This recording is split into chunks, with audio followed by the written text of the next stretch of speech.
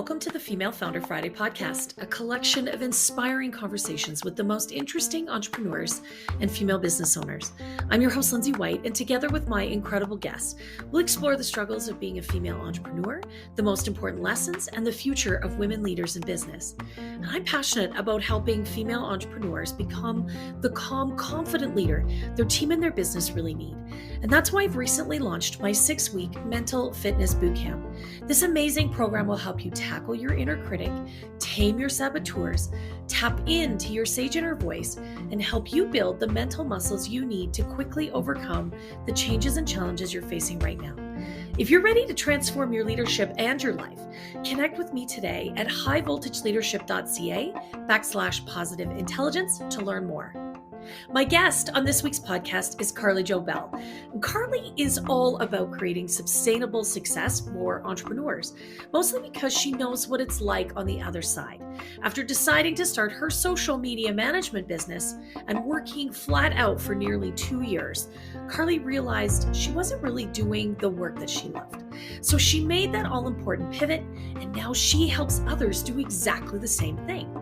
Her business now is totally aligned with her purpose and her values, and she's created something that is truly sustainable and brings her incredible joy. And 𝐂𝐫𝐤's got so much amazing information and wisdom, everything she's learned over the last several years to share with us today. So make sure you grab a pen because you are definitely going to want to take notes. Awesome. Welcome, my friend 𝐂𝐫𝐤, to the Female Founder Friday podcast. I'm so glad to have you here. I'm so glad to be here. It's always fun to chat with you. So this is going to be amazing. I already know it. Me too. I've been looking forward to this all day, this conversation, because I know you've had a pretty cool journey, and I mean, I've heard parts of it, but I'm pretty sure I haven't heard the whole thing. So I'm super curious to hear about how you became a female founder. Yeah, well, it all started at my parents' kitchen table. I was living in Australia at the time, and I was living in small town Australia, northern Queensland, if anyone knows anything about that. And I basically was, kind of in between visas. I was at my parents' house waiting until I could go back to Australia when my visa got approved again.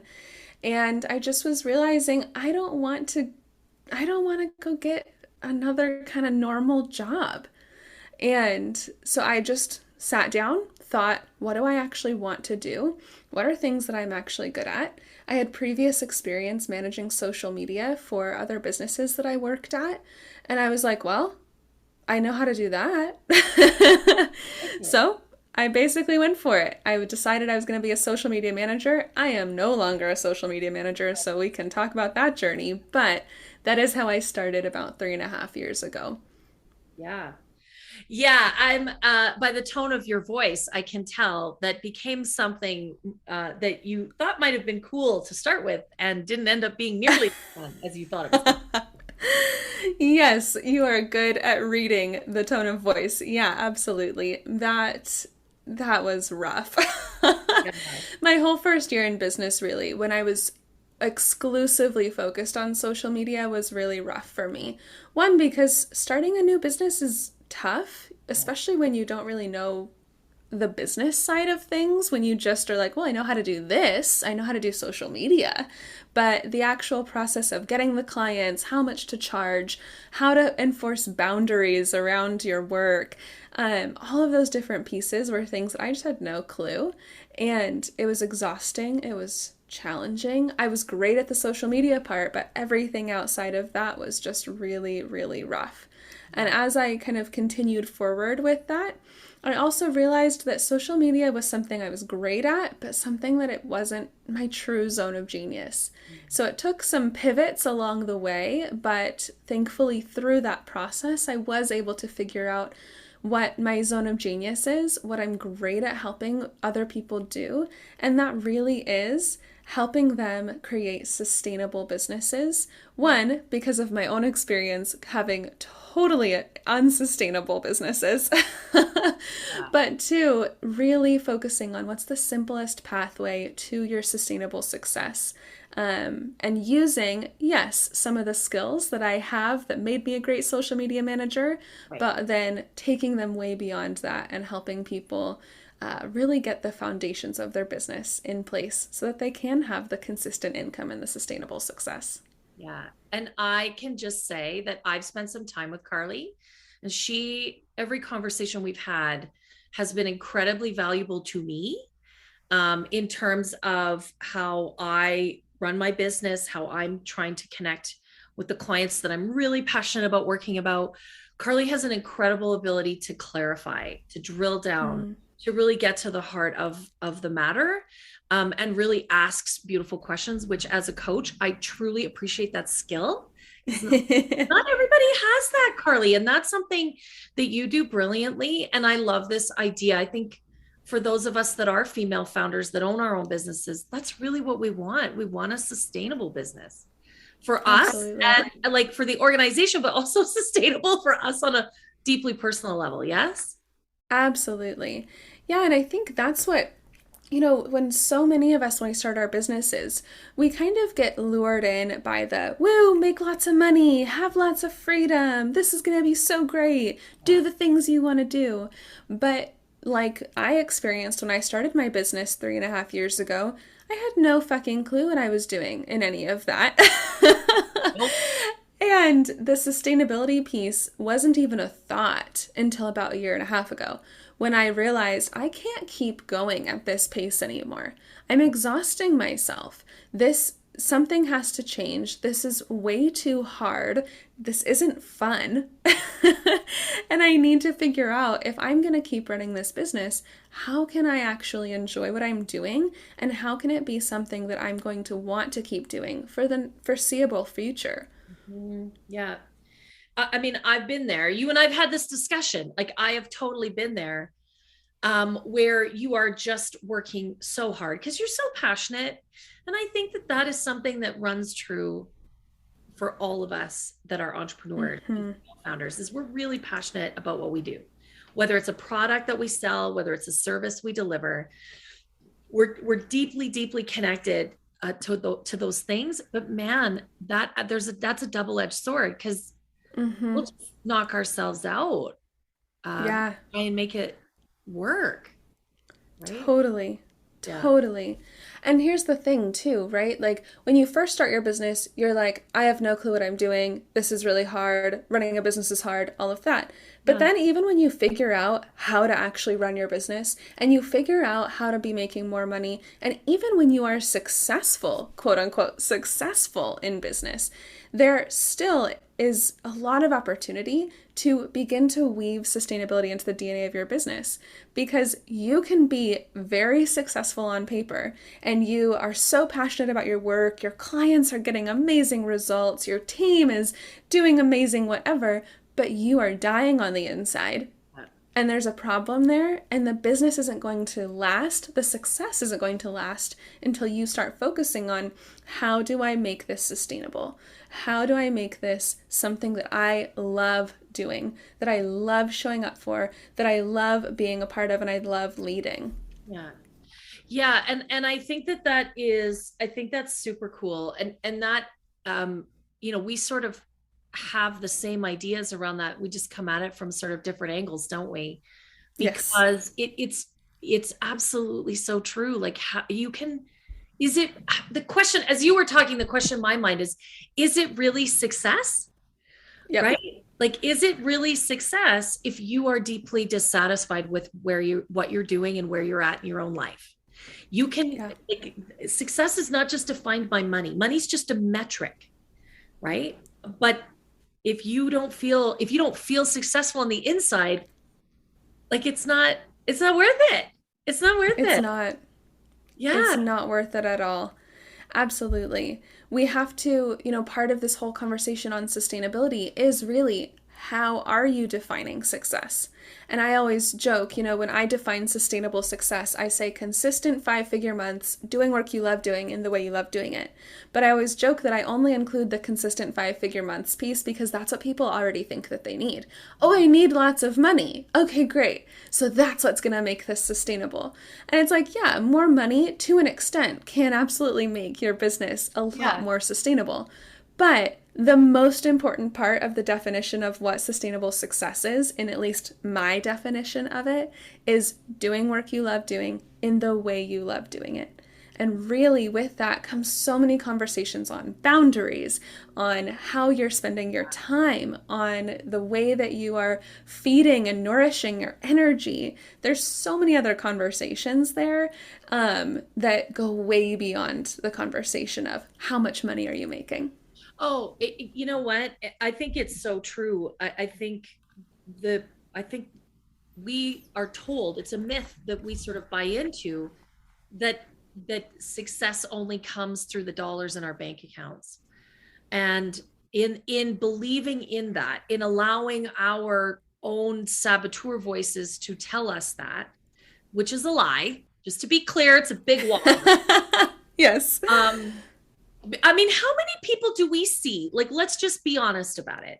How many, people that we know, they're popular, they have celebrity status, tons of money, and what ends up happening to them? We see it every week, right? We see it every week. They end up miserable, alone. They harm themselves, like they do all sorts of stuff that's really self-destructive. And you think, how could that person be miserable? They have everything. Well, no, they're missing actually the most important parts, right? That's what I always think about. And so if your business is successful, and you don't really know what's most important to you, you don't really, like, what do you really value? What do you really care about? Well, I care about my family. Oh, well, how's that showing up for you? Well, I don't spend any time with them. Well, then are you truly successful? I mean, that's really the short conversation that takes a long time to get to. If you're not doing work that you love, Carly, to your point, I love that. If you're not doing work that you're really passionate about, but you're making millions of dollars, are you truly successful? I'm with you. I would argue no. Yeah. Not. And I think that the kind of missing link here is that so many people think you have to choose one or the other. And I'm sure you see this with your clients as well, where they think, well, I have to choose successful business or family. But the truth is that when you choose work I love doing in the way I love doing it, inclusive of all of the boundaries, inclusive of all of the vacations, the walks on the daily, inclusive of all of these extra pieces, that's actually when it becomes so much easier to make so much more money. And I've discovered that, of course, in my own business journey. It was so hard for me to make money as a social media manager. One, because I didn't know what I was doing in business. But two, because I actually didn't want to be doing that work. And the moment that I started making shifts toward work that I actually love doing, that's when it became so much easier to make money. And so it's not ever a choice between this or this. It's always go in the direction of what feels good, of what lights you up, of what feels really in alignment with like why you are even here on this earth. Exactly. What do you say? Like, what are you even doing here? What's the fucking purpose, right? Totally, Carly. When you go in that direction, you're gonna make a shit ton of money. You're going to make so much money, and so much more money than even if you've built a thriving business and you hate what you're doing. You are going to, by shifting what you're doing into something that you actually love doing, you're going to just exceed your wildest expectations on how much money you can make. I wholeheartedly agree. And I love, this is why we have so much fun when we spend time together, is because foundationally, we really approach this stuff from a similar angle. And like, if you don't know what your purpose is, if you don't know what you're doing here, if you don't understand what you really value and what's really important, how are you going to create any boundaries? You've got to do that work first. Right. And then to create, again, I love the phrase sustainable business, because I think that is exactly what we're all just longing for. I love Yeah. it. Okay, so you've sort of alluded to it already in terms of your answer, but where have you kind of made mistakes or fucked it up along the way, Carly? Oh, yes. I could probably tell you stories all day. Sure. But I think probably some of the biggest mistakes were one, of course, not doing the work that I actually wanted to do. My entire life, I have always said it would be so cool if I could get paid to talk to people. And then I just never thought that that was actually something that like I could do, you know? It was like, oh, other people can do that, but oh, I would never be able to do that. And I knew like from a young age, I remember being in a Starbucks and I saw like on their bulletin board someone posting about life coaching. And I was so young when I saw that, but I was like, wow, someone gets paid to just talk about life with people? That's so cool. But my whole life I've known that I wanted to get paid to talk to people. And they're just when it came down to actually creating my business, figuring out like what I was going to get paid for, I looked more at, well, what do I think that people would pay me for rather than what is it that I actually want to do? What is it that I actually am great at? And it was really like disowning the part of me that was actually good at the coaching, that was good at helping people dig into their foundations and find clarity on their ideal customer, their messaging, all of those different pieces. Yeah. And so the biggest mistake probably from the beginning that took the longest time to course correct for me was that I was doing the wrong work. I wasn't actually paying attention to what felt good. I was paying attention to what I thought I should be doing. Yeah. And that bled into every single area of my business, not only in the type of work I was doing, but also, oh, so-and-so is asking me to do this extra task. Well, I should say yes. So I'm going to do that, even though I feel like, oh, I really don't want to do that. Or so-and-so on Instagram is saying that I should be doing this in order to be successful in business. Okay, I'm going to just try that strategy, even though it doesn't feel aligned with me. And through this process, I've really come to both believe and truly operate from the motto of look external for ideas, but internal for answers. Because what I've seen through all of this is that there are always going to be people all around us telling us what we should and shouldn't be doing. And here's the thing. Some of it is going to be like totally true. Like, yes, that's an amazing way to make money. Yeah. But is it, even if it's great, is it the way that I want to make money? Is it the thing that feels good for me? And so really shifting out of that, I have to do this because so-and-so said that that's the way to be successful, and shifting into, oh, that's a good idea. How do I feel about that? That has been one of the biggest mindset shifts for me that has then created a lot of shifts in my strategy, in the way that I'm showing up, and has truly made it so much easier for me to actually show up in my business, make money, and enjoy being the face and the leader in my business as well. Yeah, Carly, I think that's genius. And I think you're right. There's so much stuff out there. Some of it's really shitty. Yes. Some of it's really, really shitty. It's really stupid. But some of it is really good. But the truth is, just because it worked for someone else, or they tell you that it worked for hundreds of their clients, that doesn't necessarily mean it's going to work for you. It doesn't mean it's right. Mm-hmm. So I think that's we get a lot of that from the social media, right? Mm-hmm. Looking at Instagram, looking at Facebook, looking at even on LinkedIn, like just because it's out there doesn't mean it's going to work for you. Yeah. But I think what I want to point out is that you had presence enough to say, wait a minute, what is fully aligned with me? Yeah. And me with the capital M-E, right? And if we got to define some of that internal stuff first, again, back to what am I even doing here? Who am I? What do I care about? Like if you don't have that done, yeah, It's really hard to figure out, is that for me? Because I don't know what me is. Yes? Yes. Yeah. Yeah, absolutely. And, to that point, as you were saying that, I really thought about for myself, when was that moment for me where I kind of had to start looking at who even is me? Wow. And it really came after a breakdown. It came after, and I tell this story in full over on my podcast, but basically I had to borrow money from my younger brother to pay my taxes a couple years ago.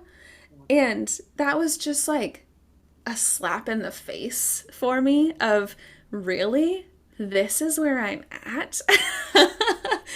And after that moment, I really was kind of forced to look at, what do I actually want to be doing? What actually feels good for me? What kind of work am I actually enjoying and am I actually great at? And I had to really just reassess every single piece of how I was showing up in my business and what I was doing, because I just realized, if I'm here and I don't even have a couple $1,000s to pay my taxes, and I have to borrow money from my younger brother, who just apparently is better at managing money than I am, then there's a problem. And I need to figure out, what do I actually want to be doing? Who do I actually want to be in business? Beyond the money, of course with the money, but beyond the money, because Beyond the money, yeah. chasing the money up until that point obviously wasn't getting me anywhere. No, no, I had a dear friend say to me last year, like, sweetheart, if it was about the effort, you'd be a multimillionaire. That is the best thing anyone could ever say. Like, It's so true. seriously. And she's from Chicago, so she has that kind of Chicago accent, that character. And I was like, damn it, she's right. Yep. Yeah. It's never about the effort. It's not. And that's, I think, where we get so stuck. And going back to sustainability, doing work you love doing and the way you love doing it actually doesn't feel like a lot of effort. Yeah. But that's where we sometimes get messed up, is we think, oh, well, this is so easy for me, so why would anyone buy this? Or how could I ever charge a lot of money for this? Or, why would anyone even think this was valuable or pay attention to this? But the stuff that is easy for us, the stuff that actually feels like a whole lot less effort, that's the stuff that's actually going to take you to the $1 million and beyond mark, if that is where you want to go. Yeah, I mean, that's exactly it. Like, some people just want to build a great practice as a solopreneur, maybe with a little help on the side, and they're quite comfortable. They just want to make a great living and have that flexibility. Some people are really driven. They really want to build something big. And that's okay. Just own which of those spaces you really long for and make it sustainable for you. I think that's just such a beautiful message, Carly. I love it. Thank you. Yeah. What else? I mean, what else would you say is important that you've learned on your entrepreneurial journey to offer anyone that's listening, other female founders out there?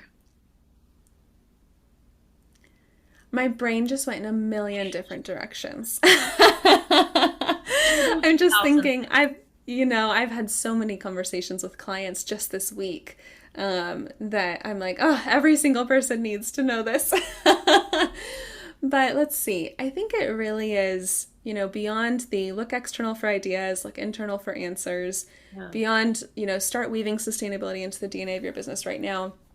I think a big thing that I have learned through my process of building my business is that the hard work, the quote unquote hard work, actually is the inner work. The easy work is the strategy work and the actual implementation. And we often think, oh, I have to do this hard thing in order to be valuable, in order for things to be worth it. Like, I have to grind away in my business, and that's what's going to make this successful. But what I've discovered is that the actual work in your business of growing your business doesn't need to feel hard. That doesn't mean that it's not going to take time or that it's not going to take effort. It doesn't mean that you work 5 hours a week, but it doesn't have to feel hard. Yeah. The stuff that is probably going to feel more challenging is the inner work. Yeah. And when you do that inner work around your value, around feeling safe, around, your worthiness, your deservingness, how much you're allowing yourself to be successful. That inner work, that stuff is going to feel challenging.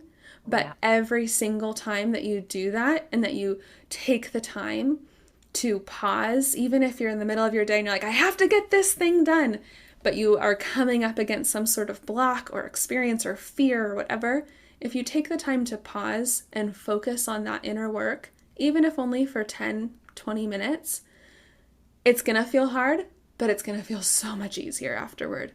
It's 100% of the time worth it to invest your energy into that.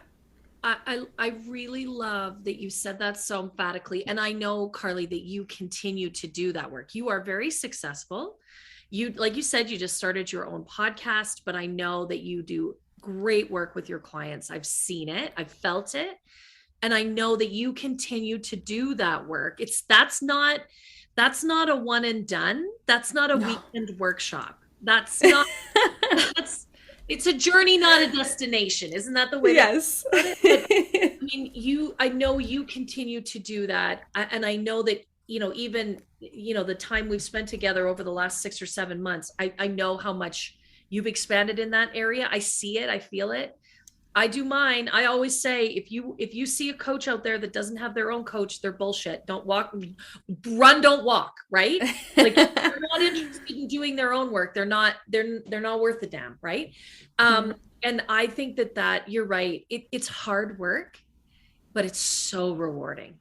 It's so rewarding in the end. Yeah. And if you're someone like me, if you're familiar with the Gallup Strengths Finder, I have achiever in my top 10. And that just means that I essentially love to get things done. And not because I want to get it done, but because I want to get to the next thing and I want to make that next thing happen. And so I used to really suffer from that strength in my business because I was always like, I need to do this and I need to do this and I'm going to do this. And I never let myself rest.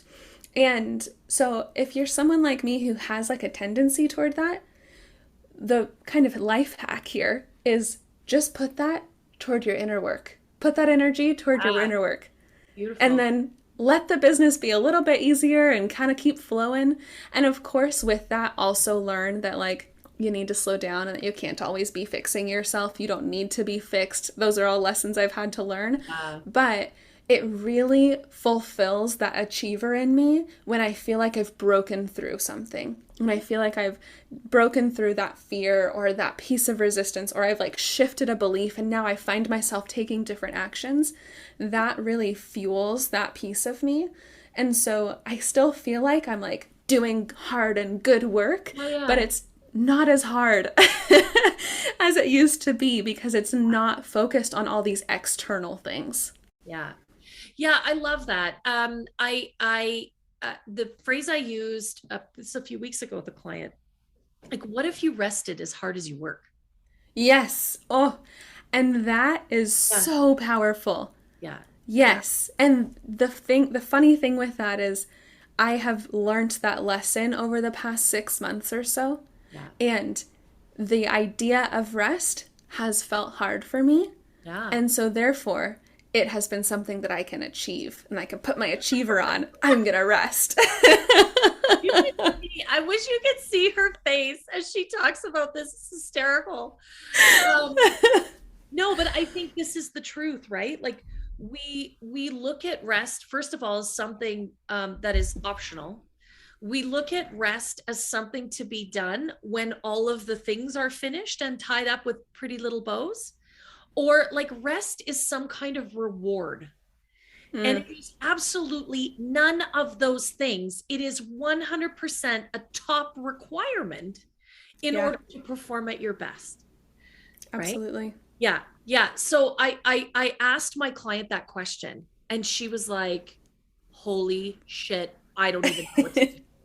I really don't know what you just asked me. And I was like, okay, so then that's the session today. You get to go and spend some time thinking about that. And she was like, oh my God, how, but it's what, really, if that's the way we approached the way we rest and recharge, yeah, everything else just seems to be easier from there. I love it, Carly. Absolutely. I love it. That's what beautiful advice. So let me ask you one more question. What do you like? What does leadership mean to you, Carly? Yeah, when I think of leadership, the biggest thing I think of is that saying of you can't pour from an empty cup. Yeah. Yeah. And I really, I see myself as someone who shows up really authentically in my business, in my life, who really prioritizes transparency and honesty about everything that I'm experiencing and doing and learning, processing through. And I find that, when one person shows up authentically, it creates space for other people to do the same. Yeah. And I really love being a leader that prioritizes sustainability, that is committed to authenticity and transparency, and is committed to really living that life, taking care of myself, making sure that I feel well supported, safe, taken care of, rested, joyful, all of those things. Yeah. So that way I can show other people around me that it is possible to build a successful and thriving business while taking care of yourself and while feeling good about the things that you are doing and how you're showing up in the world. That totally makes sense of what I know of you, which is not that you don't lead in 1,000 different ways, but you are not the super huge, demonstrative, big, loud leader. You are the lead by example leader, that I'm doing the things so that you can see how it gets done, right? Like, yeah. Set the example. And if that, for sure, that fits with just who you are, Carly. I appreciate you saying that a lot. I appreciate you mirroring that back to me, because I think that's, for me, in my definition of a leader, I want to be the person who's walking with rather than walking ahead. Yeah. And I want to be the person who, okay, maybe I'm slightly ahead because I've cleared the path for you, yes. But I don't want to be the person that is necessarily up on stage and is like, for some reason, the persona that comes to mind is Tony Robbins, how he's created this like huge thing around him. And I want to be the person who's a human and who can connect to you as a human and who can show you, look, as a human, these are the things that I'm experiencing. This is how I've worked through it. And of course, with boundaries, I'm a big believer in like really having boundaries around what I share so that I'm not overextending myself. Yeah. But really just showing up authentically. And it's so beautiful for me when I do that, how much easier it becomes for the people in my world to do the same for themselves, to show up authentically, to prioritize sustainability, to become the leader that they want to be. Even if it doesn't look like my version of leadership, they see that it's safe to step into the person that they want to be, because look, Carly is stepping into the person that she wants to be. Yeah. Yeah. I love that. I think that's such a beautiful definition of leadership. And I really believe that leadership's an inside job, right? So to your point, no two people are going to look the same way in the way they show up as a leader. And it's when we really embrace like sort of what's my superpower here, which is I can show people how to build sustainability into their life and their business. I think that that's absolutely beautiful, right? That really is what makes you a great leader. So I love that. Carly, thank you so much. I mean, I know you've got a busy schedule. You just launched your own podcast. We're going to put a link to that because Carly's podcast is super cool. But I really appreciate you taking some time to hang out with me and have this like really wonderful conversation today. Yeah, thank you for having me. I am always up for having amazing conversations with you. So thank you so much for hosting me as well. Oh, it's totally my pleasure.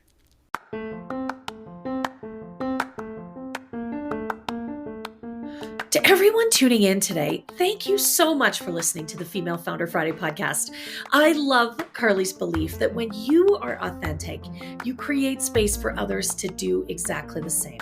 And you can find out more about Carly and what she does with her amazing clients on Instagram, and her handle there is _Media. And of course, you can find out more about me on Instagram, and my handle there is @HighVoltLeadership. The Female Founder Friday podcast has a goal to impact 1,000 listeners, and it would mean the world to me if you left this episode a 5-star review and shared it with all of your friends. Let's engage 1,000 female entrepreneurs and really amplify the message. Thank you so much for being a part of the show, and don't forget to connect with me at highvoltageleadership.ca.